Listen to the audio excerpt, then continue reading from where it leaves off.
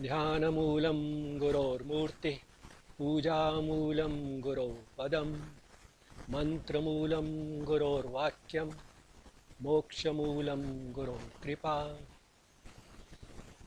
ॐ शान्ति शान्ति शान्तिः.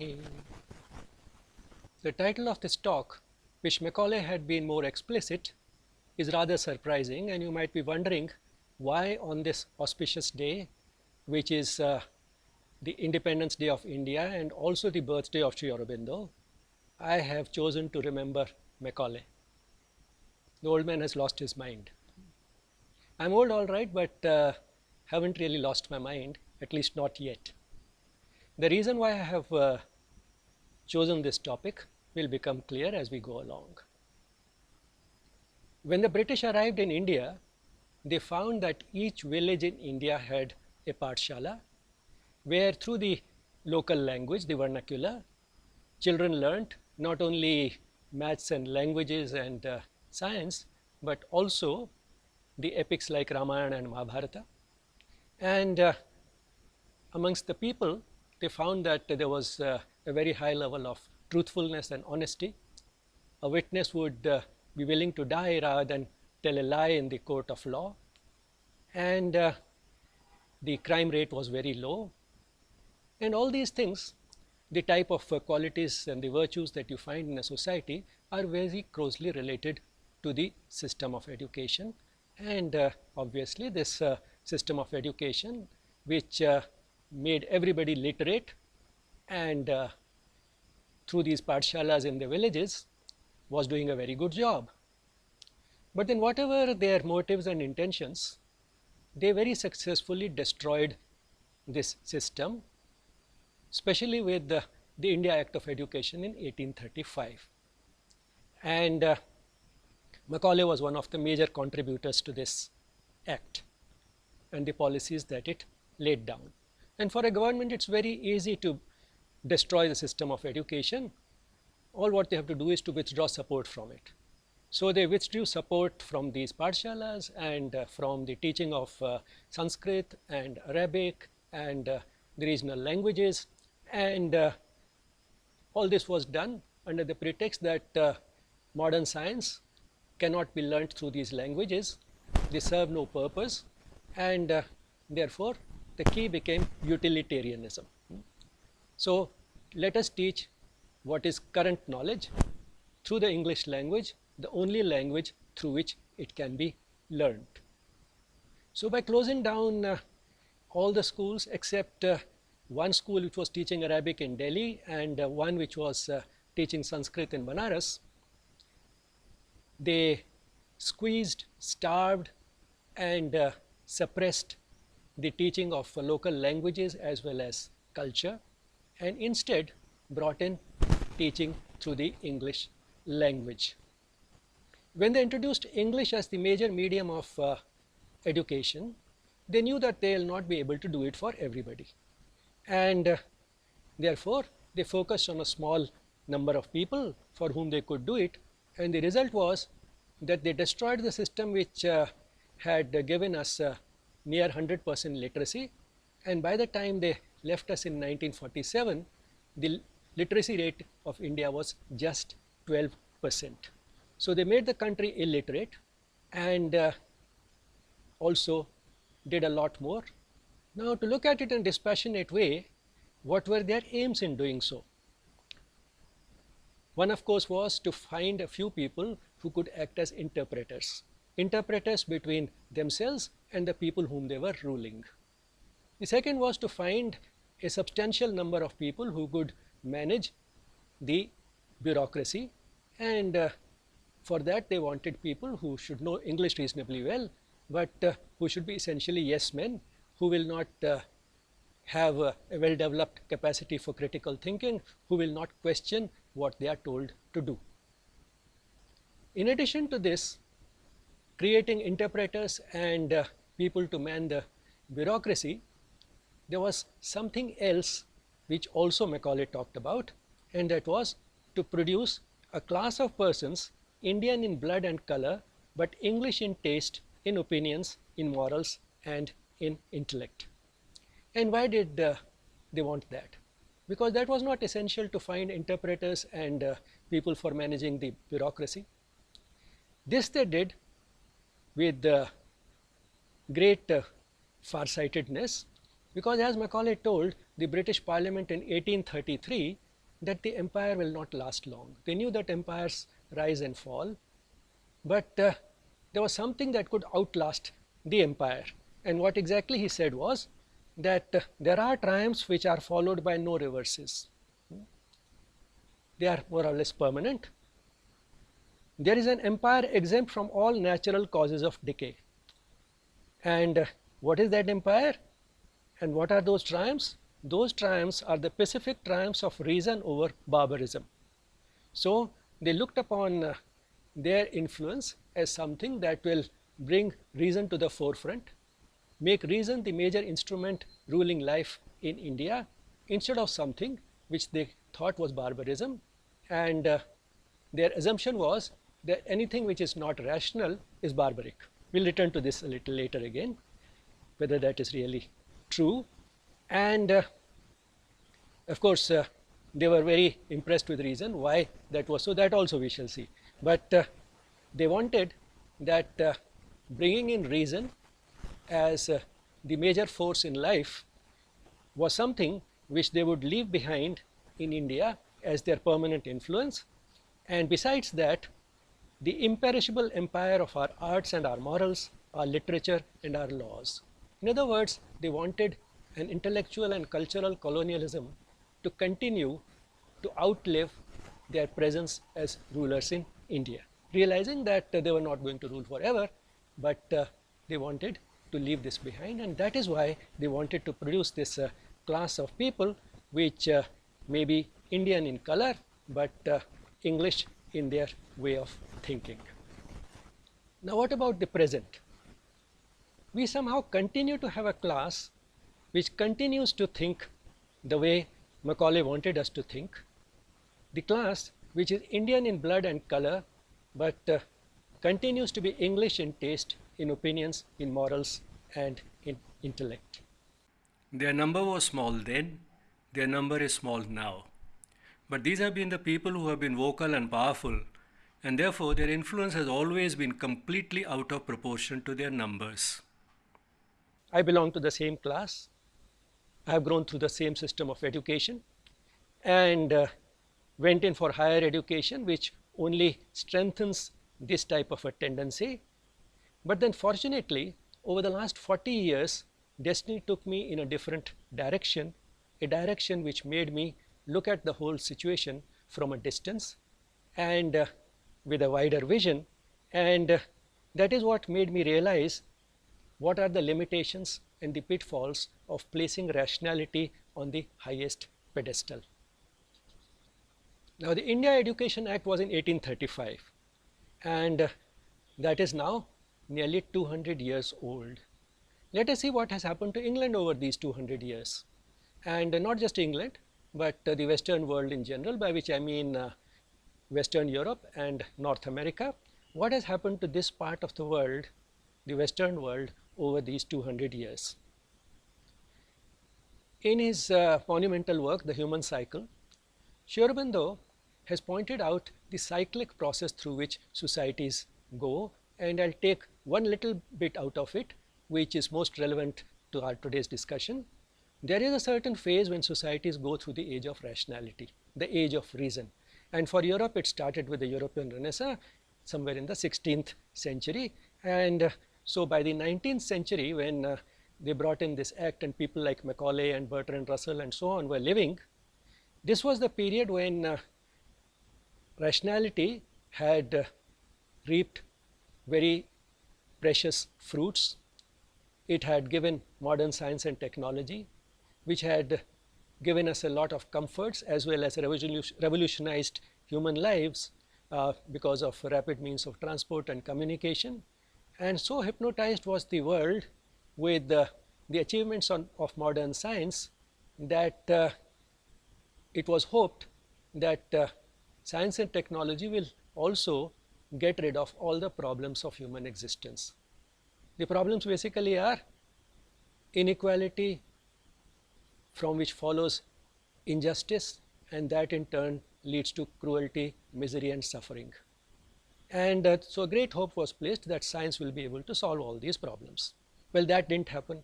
When that didn't happen, the same tool that had helped in the growth of science and technology was brought into other areas of life. For example, politics. And two major systems that emerged as a result of this were democracy and communism. And if you look at them dispassionately, you will find that both these systems, democracy and communism, are both very rational and both very well intentioned. And yet, both failed to achieve this objective of wiping out the problems of human existence. The best product of the application of rationality to human life was rationalistic humanism. And that also Sri Aurobindo said in the human cycle would fail, as it did. And why did all these well-intentioned attempts fail? They failed because the root cause of human suffering is the average level of human consciousness.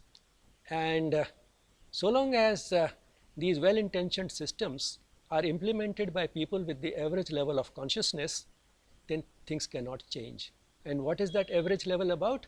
It is about the application of the intellect, application of reason, and this is a consciousness that is a calculating consciousness that goes into an analysis of profit and loss, pros and cons, and tries to choose what will be most profitable and least risky.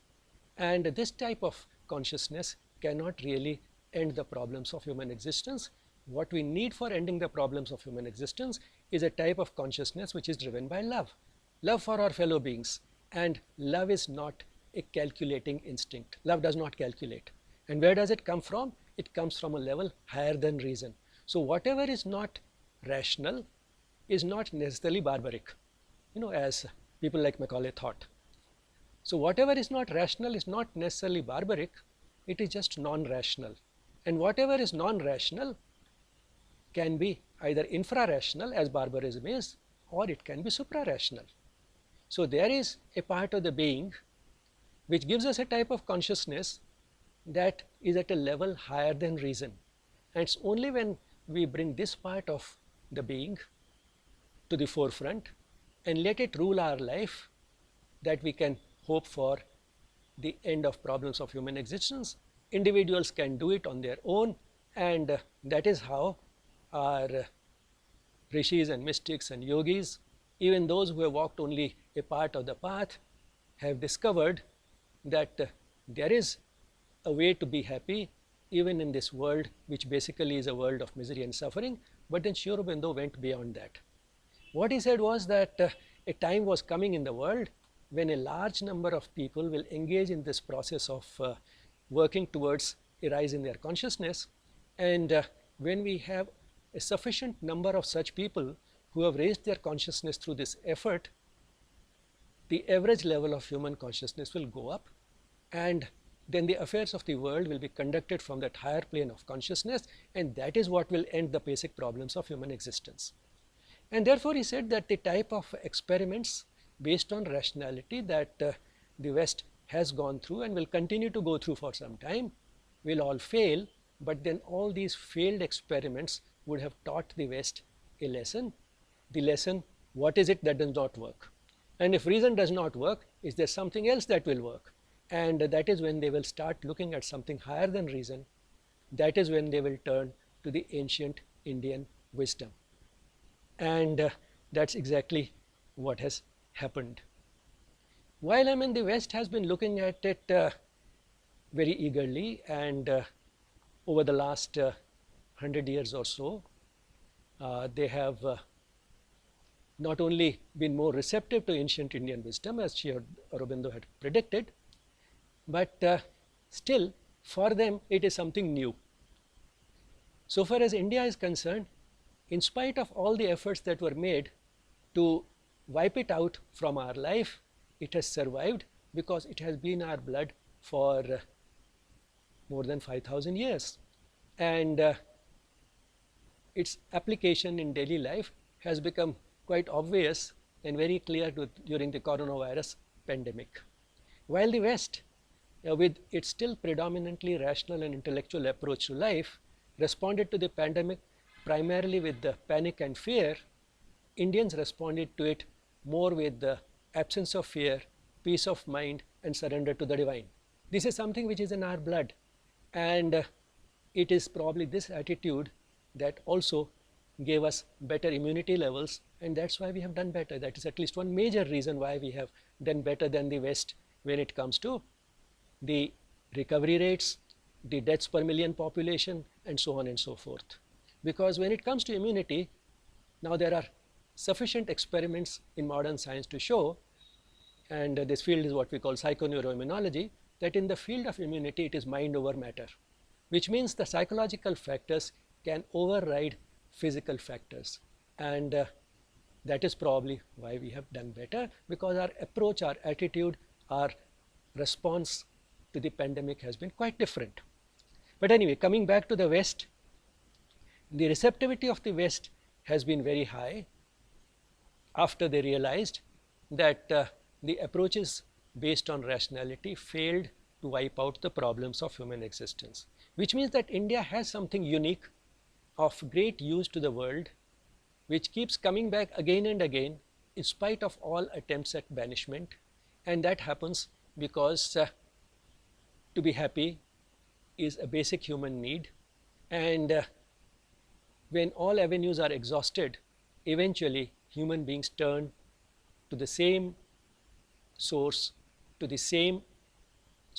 of happiness which resides within, and that is when we find that the best approach, the best methods for doing so are available in ancient Indian wisdom. And since the West was reaching a point where they would need this type of wisdom in the larger divine design, the supply was made available to them at the right time. Swami Vivekananda's visit to the Parliament of Religions in 1893 was a landmark in that direction, and it was because the West had started becoming receptive to this type of knowledge that he received such great support. Instead of just attending the Parliament of Religions, he ended up spending several years in the US and the UK and collected a large band of followers who helped in introducing the ancient Indian wisdom to the West. And then Sri Aurobindo followed it up with his literature, and when it comes to the depth and breadth of spiritual literature based on the Indian tradition, the original of which was written in the English language, Sri Aurobindo's contributions remain unparalleled. So the supply was made available when the demand was likely to be there, and the result has been that ancient wisdom, which was looked down upon because it was not rational in 1835, is today being sought, embraced, and applied by the Western world in a big way. Now let us see in contrast what has happened in India. In contrast, in India, unfortunately, the class of people, Indian in color and blood, but English in their thinking, has been perpetuating itself without any change and continues to treat reason or rationality as the supreme principle that should guide life. And to illustrate this, I will take 3 concrete examples as representatives of the ancient Indian culture: Sanskrit, Yoga, and Ayurveda. Now first, Sanskrit. In 1975, in London was established St. James's School, which teaches Sanskrit, which has arrangements at least for teaching Sanskrit to children from the age of 4 through the age of 18. And the first 5 years of this, that is from the age of 4 onwards, for 5 years learning Sanskrit as a second language is compulsory for the children going to this school.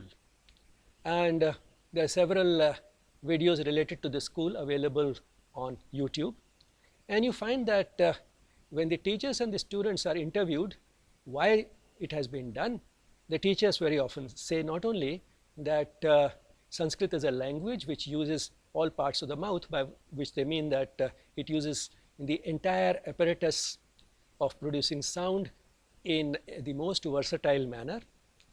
But besides that, it's also the best language, having learnt which it becomes easier to teach maths, science and other languages, but they don't stop there. They say that the Indian scriptures are very inspiring and it's best to read them in the original, in the Sanskrit language.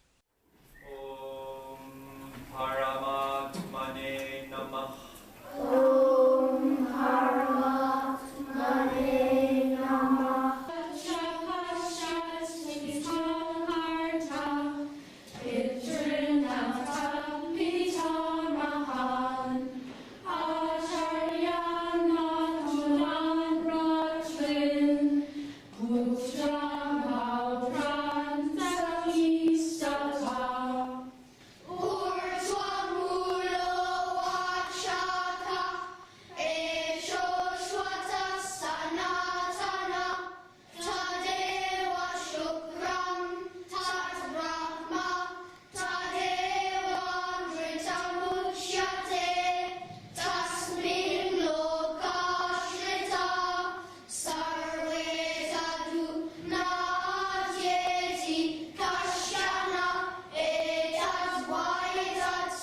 Language. It gives them brilliant linguistic training. They use all parts of their mouth, and the Sanskrit scriptures are inspiring. They're full of very inspiring philosophical concepts, and this is why we teach it. I'd say the spiritual benefits are also quite high. I mean, there are a lot of different stories, like with the Ramayana and Mahabharata, and there are lots of different ways of describing kind of what's happening in the world, and they're all ages before. Yadang gada shushe tuam agne padram karishyasi dawe tat satyamangira. And what do the students say when they are interviewed? They find the Sanskrit language very sweet. They find that it feels very good, very peaceful when you recite Sanskrit mantras and shlokas, and they love the stories of Ramayana and Mahabharata. So, in a way, his country has gone full circle. After the India Education Act in 1835, the British government squeezed and oppressed and starved the Indian languages, including Sanskrit, and 140 years later, in 1975, that same country is providing support to teaching the Sanskrit language to children as early as age 4. And one of the most illustrious examples of this process is a young British girl who calls herself Gaia Sanskrit. She has changed her name. She was born Gabriella Burnell. She spells her first name Gaia in Sanskrit. She is an alumna of St. James's School, started learning Sanskrit at the age of 4, but then she didn't stop there. She later came to India to learn Sanskrit from several teachers, one of whom was our very own Dr. Sampadananda Mishra, who is a devotee of Sri Aurobindo and lives in Pondicherry. And he taught her a song in Sanskrit which expresses love for India. And in her extremely soothing and melodious voice, you can hear this in a 5-minute video on YouTube.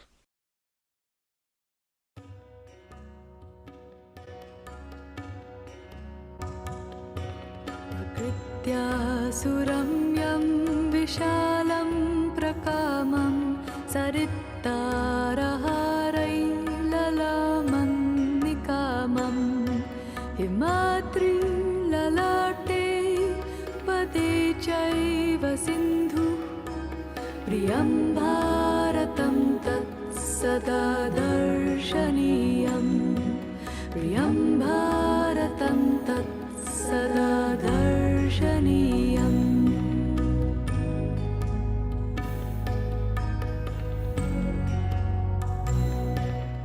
Teaching of Sanskrit in England does not stop with teaching up to the age of 18. There are departments of Sanskrit in the universities of Oxford, Cambridge and Edinburgh, which are the best of universities in the UK. And among schools, St. James's School is not the only school. At least there is one more in the same region in Dublin, John Scottus School. And the teaching of Sanskrit is not confined to the UK.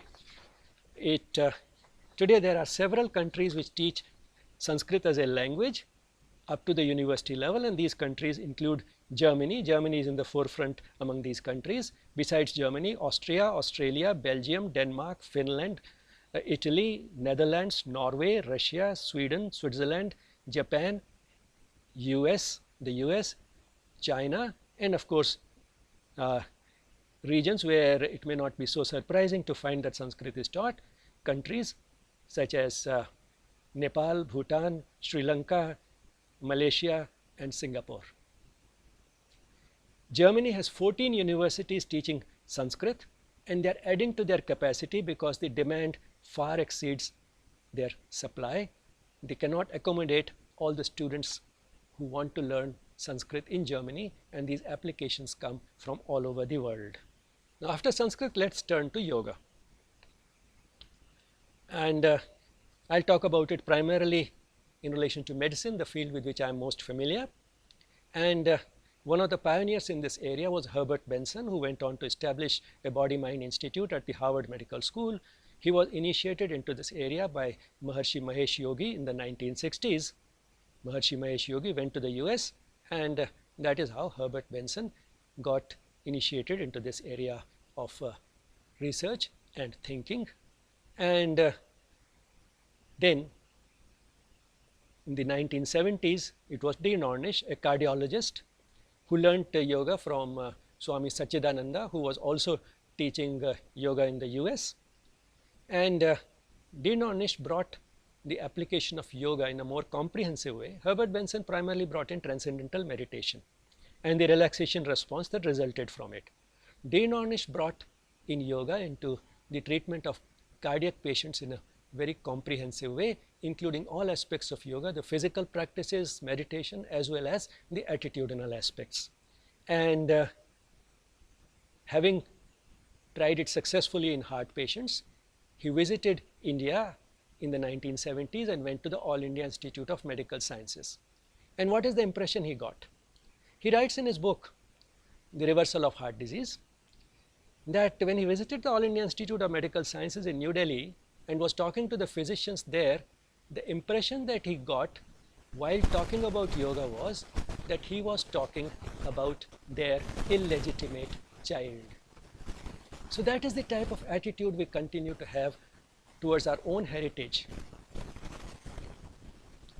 Deepak Chopra also got into this field through Maharishi Mahesh Yogi, and today he is known in the US more for yoga and Ayurveda than for allopathy, which he learnt at the All India Institute of Medical Sciences in New Delhi. And the culmination of the acceptance of yoga by the West came in 2014, when the United Nations decided to have an International Day of Yoga on the 21st of June every year.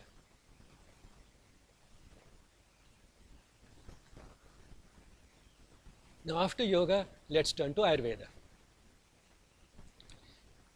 If the Indian doctors treat yoga as their illegitimate child, they treat Ayurveda as their stepmother. And therefore, the moment you talk of Ayurveda, they start saying quackery, quackery, quackery, and they say it, generally speaking, knowing nothing about Ayurveda. What they forget is that Ayurveda is not a stepmother. Ayurveda is a great-great-grandmother of allopathy. Allopathy was nowhere till about 100 years ago. Much of the significant advances of allopathy have been during the last 100 years or so, and during the last 50 years or so, allopathy has started incorporating and embracing yoga, and very soon it will be doing the same to Ayurveda. Ayurveda is a as old as the Vedas and therefore about 5,000 years. The first original source of Ayurveda is Atharva Veda, and therefore we treat it as knowledge which was revealed to the rishis, and that is something which the modern mind, particularly this Indian intellectual mind, which continues to remain stuck in the age of rationality where Europe was 100 years ago, cannot accept that there can be a source of knowledge higher than the intellect, that there can be a source which can reveal directly knowledge through a different route is something which they are unwilling to accept. And yet, if you look at the Ayurvedic formulations, you realize that the complexity and detail of those formulations is such that it is almost impossible for the human intellect to have arrived at that type of knowledge with that degree of width and breadth and depth using the intellect, because it goes beyond formulations to the individuality of different individuals and the change in the treatment which is required therefore for different individuals having a disease, and also changes in the diet and changes which are related to season and the place and so on. So all this knowledge becomes extremely complex and rational, although sometimes the type of rationality used there does not make sense to the modern mind, but that is no reason to say that it is quackery. The fact is it works, and even doctors who denounce it, they sometimes they end up using unwittingly some of this knowledge in the form of grandmother's prescriptions. And what is the status of Ayurveda in the Western world today? The UK recognizes it, and so does the US. In the US, it is possible to get funds for research on Ayurveda from the National Institutes of Health, and after the emergence of the corona pandemic, the receptivity to Ayurveda has gone up several fold. But then it was during this same pandemic that a blogger who calls himself a rationalist and who has studied neither modern medicine nor Ayurveda had the courage to say that Ayurveda is quackery and that the Ministry of Ayush should be abolished. To conclude, there exists in India a class of people. Of course, there are many honorable exceptions within the class, but there is still a class of people sufficient in number to justify the generalization that these people are more faithful to the 19th century European thought than our erstwhile masters. Those masters have changed, but these Indians have not. That's why I said that I wish Macaulay had been more explicit. What Macaulay had said was that the aim of education in India should be to produce a class of persons Indian in blood and color, but English in taste, in opinions, in morals, and in intellect. I wish he had not stopped there, but added a few more words. He could have said that the aim is to produce a class of persons Indian in blood and color, but English in taste, in opinions, in morals, and in intellect, persons who will continue to evolve as the intellectuals of England evolve over time. Wish he had been more explicit and added just these few extra words. And why has the Western world changed? It's not that they have done a favor to India. They have changed because India has something valuable to give to the world, something unique which can solve the basic problems of human existence. And therefore, if we also pay a greater attention to our own heritage, it is not just because it is a patriotic duty, but it is because it is good for the world and it is good for us. Sri Aurobindo has said that the joint verdict of the world and time is seldom wrong. The world, many parts of the world have rejected ancient Indian wisdom repeatedly, but then it keeps coming up again and again, and therefore the one thing that has remained constant throughout the world is the value that the world has seen in the ancient Indian wisdom. So the verdict of the world has been in favor of the ancient Indian wisdom repeatedly, in spite of all attempts to banish it, in spite of all attempts to squeeze it and starve it in India through the system of education that was introduced here. And that's what inspired Iqbal to say, कुछ तो है हस्ती हमारी कि मिटता नहीं नामो निशा हमारा. So the joint verdict of the world and time is in favor of this wisdom, and this type of a verdict is seldom wrong. We now have a new education policy, and it seems it will be able to correct many of the defects that and drawbacks and pitfalls that I have pointed out in a certain class of people in the country, the class that really matters. And don't misunderstand me, I'm not blaming this class for behaving the way they do. It is all a product of a system of education which was given to us, and which not only became eminently successful in achieving what was intended, but the influence continued to outlast the presence of the British here, which also was intended. This is the type of empire that they knew would outlast their presence here, and so it did. But then we don't have to, just to prove them right, let that empire continue, the empire of the ideas and the morals and the intellect and so on. That is something that needs to change, for something better, something that the West itself has embraced since the time that they were placing rationality on the highest pedestal. They have changed, they realized that whatever is not rational is not necessarily barbaric. What is not rational can be supra-rational, and that is what is the key to the solution of the problems of human existence. Bharat Mata ki Jai, Jai Hind.